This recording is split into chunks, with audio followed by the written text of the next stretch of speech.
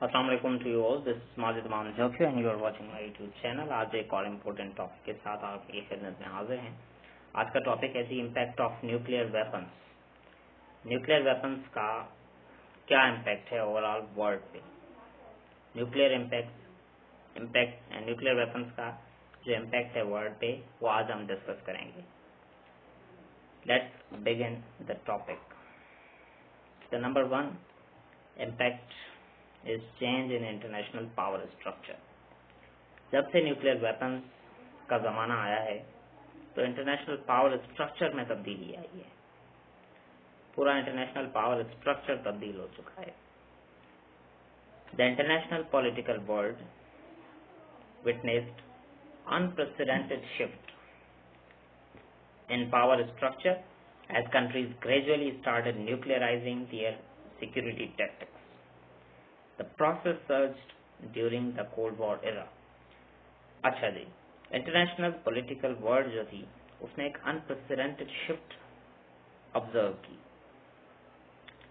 वो unprecedented shift क्या थी कि जो कन्वेंशनल वेपन्स थे उनसे वर्ल्ड शिफ्ट हुई न्यूक्लियर वेपन्स पर। अच्छा, जब कन्वेंशनल वेपन्स से न्यूक्लियर वेपन्स पर वर्ल्ड शिफ्ट हुई तो जितनी भी जो स्टेट्स थी उन सब ने खुद को न्यूक्लियराइज करना शुरू किया। और ये जो प्रोसेस था ये अपने पीक पर पहुंचा उस वक्त जब यूनाइटेड स्टेट्स ऑफ अमेरिका और union of Soviet socialist republics के दरमियान यानी यूएसए और यूएसएसआर के दरमियान कोल्ड वॉर चल रही थी। तो वो कोल्ड वॉर का जो अरसा था उसमें ये न्यूक्लियराइजेशन का जो प्रोसेस था वो अपने पीक पर पहुंच चुका था। तो जो पहला इम्पैक्ट था वो ये था कि इसने इंटरनेशनल पावर स्ट्रक्चर को तब्दील किया। अब हम इसका दूसरा इम्पैक्ट एग्जामाइन करेंगे या स्टडी करेंगे। अच्छा, अब जितने भी यहाँ पे आपको फ्लैग्स नजर आ रहे हैं ये तमाम वो स्टेट्स हैं जिनके पास न्यूक्लियर वेपन्स मौजूद हैं, जिसमें यूएसए हो गया, China, Russia, France, UK, etc. इसके अलावा भी बहुत सारी स्टेट्स हैं। अच्छा, number 2 overkill capacity of nuclear powers. अच्छा, for the first time in human history the entire world was on the brink of total annihilation as countries increased their nuclear power to overkill capacity. अच्छा, nuclear weapons आने के साथ साथ जो states थी उनके पास overkill capacity आ गई, यानी अब वो एक ही बम से अपनी एनिमी स्टेट को कंप्लीटली उसकी मेजॉरिटी पॉपुलेशन को एनिहिलेट कर सकते थे, यानी उनमें इतनी कैपेबिलिटी आ गई। इसका नतीजा जो था वो क्या निकला कि the small nation states became totally defenseless and vulnerable before the nuclear powers. अच्छा, फिर जो न्यूक्लियर पावर्स थी उनके सामने जो स्मॉल नेशंस थी उन्होंने खुद को एक डिफेंसलेस स्टेट्स के तौर पर पाया, क्योंकि इतनी बड़ी कैपेबिलिटी न्यूक्लियर स्टेट्स के पास आ चुकी थी कि जिसके सामने जो स्मॉल नेशन स्टेट्स थी जिनके पास कन्वेंशनल वेपन्स थे वो खुद को डिफेंसलेस तस्वर करने लगी, क्योंकि जो न्यूक्लियर पावर स्टेट्स थी उनके पास ओवरकिल कैपेसिटी थी, जिसके बुनियाद पर वो एक बहुत बड़ी डिस्ट्रक्शन न्यूक्लियर वेपन्स की बुनियाद पर वो एक बहुत बड़ी डिस्ट्रक्शन ला सकते थे। तो ये दूसरा इम्पैक्ट था न्यूक्लियर वेपन्स का। अच्छा, जो तीसरा इसका इम्पैक्ट था वो था change in the concept of war. Change in the concept of war, जो जंग का तस्वुर था वो तब्दील हो गया। Nuclear weapons entirely changed the character of war, introduced the concept of total war, which means the complete obliteration of not only the enemy but also the victor. अच्छा, ये बहुत बड़ी तब्दीली थी, जंग का पूरा तस्वुर तब्दील हो गया। टोटल वॉर का कॉन्सेप्ट आया।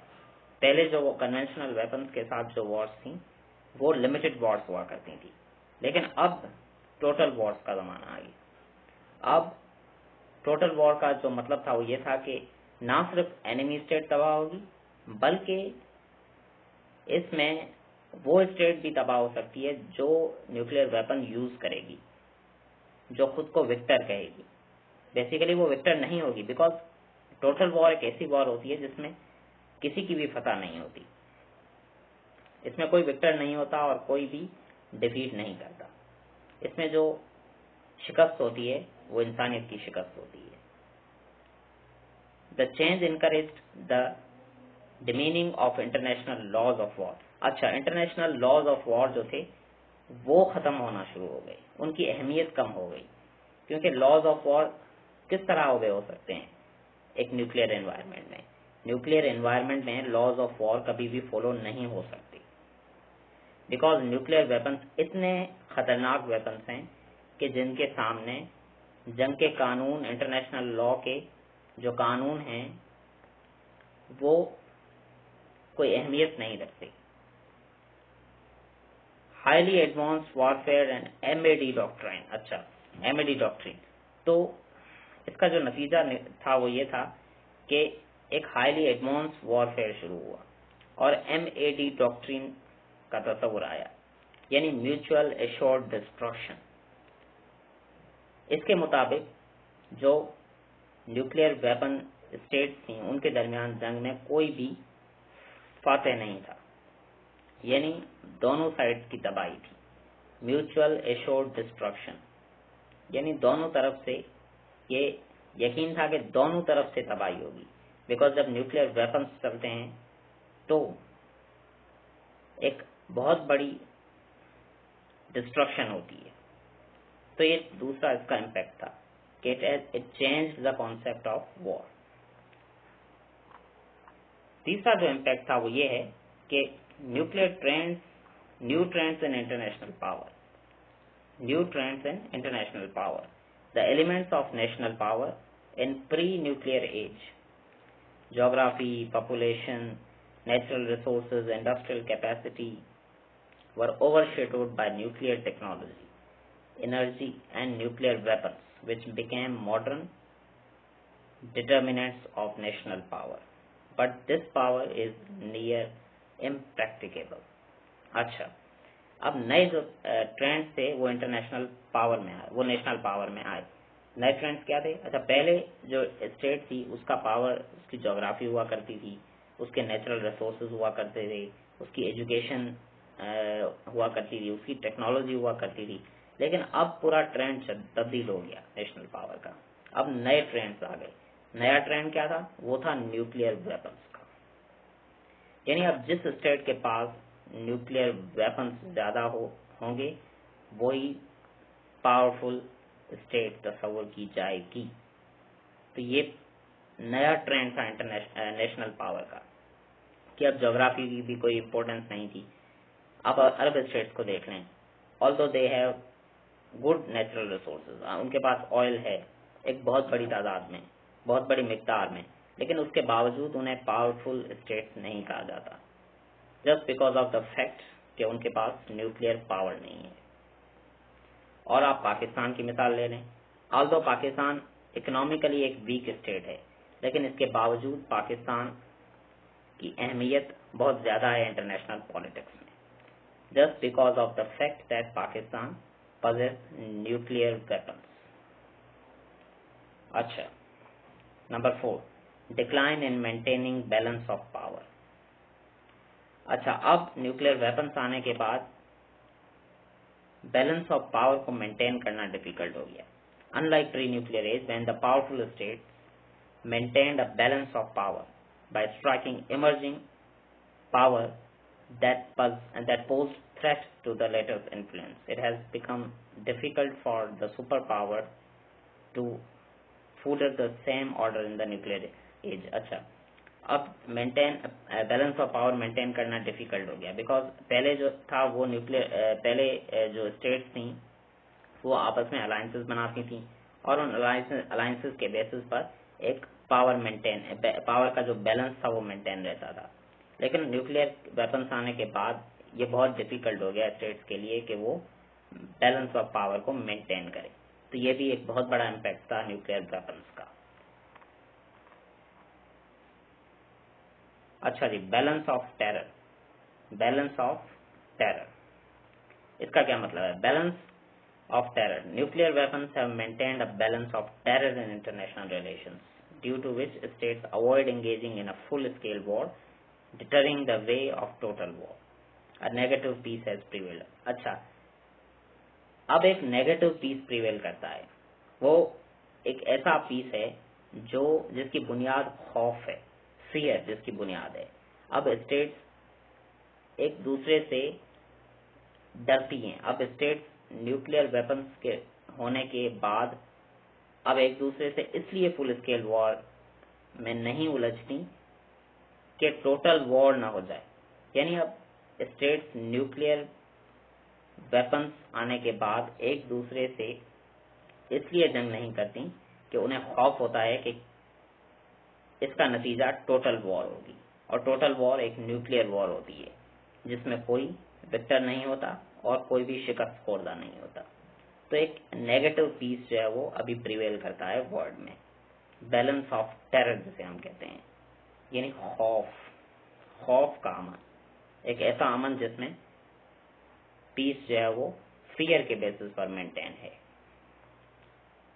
Change in use of diplomacy.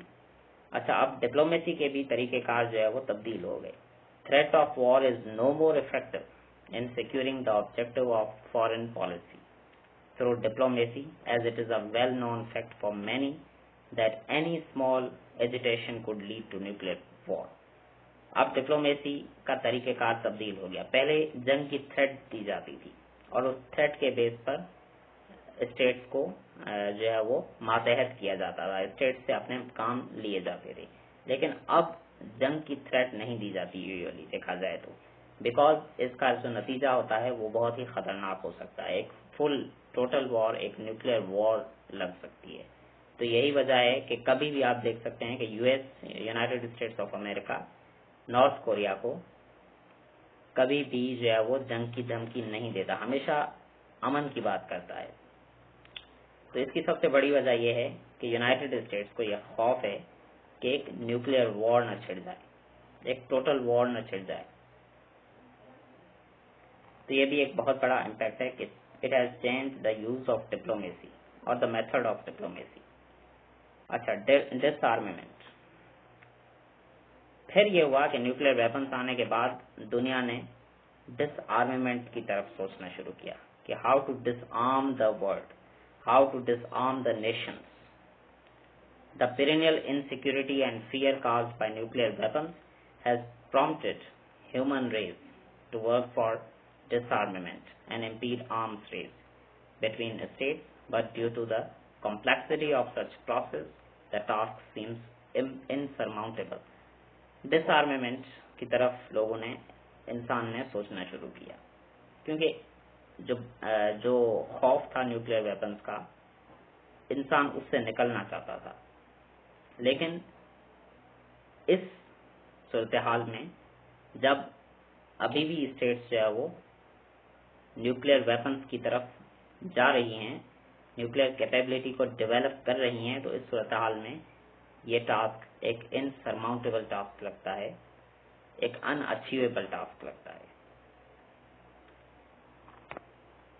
Other causes, इसके जो दूसरे काजेज, दूसरे जो इम्पैक्ट थे वो थे डिक्लाइन ऑफ सॉवरेनिटी। स्टेट की सॉवरेनिटी डिक्लाइन कर गई। स्टेट की सॉवरेनिटी की कोई अहमियत नहीं थी, बिकॉज स्टेट इस काबिल ही नहीं थी कि वो किसी न्यूक्लियर हमले का जवाब दे सके। Nuclear hegemony and culture of blackmailing, nuclear hegemony शुरू हुई और कल्चर ऑफ ब्लैकमेलिंग शुरू हुआ कि स्टेट्स न्यूक्लियर वेपन्स के बेसिस पर दूसरी स्टेट्स को ब्लैकमेल करती थी, ब्लैकमेल अभी भी करती हैं। तो ये सारे इम्पैक्ट्स थे न्यूक्लियर वेपन्स के जो आज हमने डिस्कस किए। आई होप कि आज की वीडियो आपको जरूर पसंद आई होगी। That is all for today. किसी दिन दूसरे टॉपिक के साथ आपके खिदमत में हाजिर होंगे। That is all for today. Thank you so much.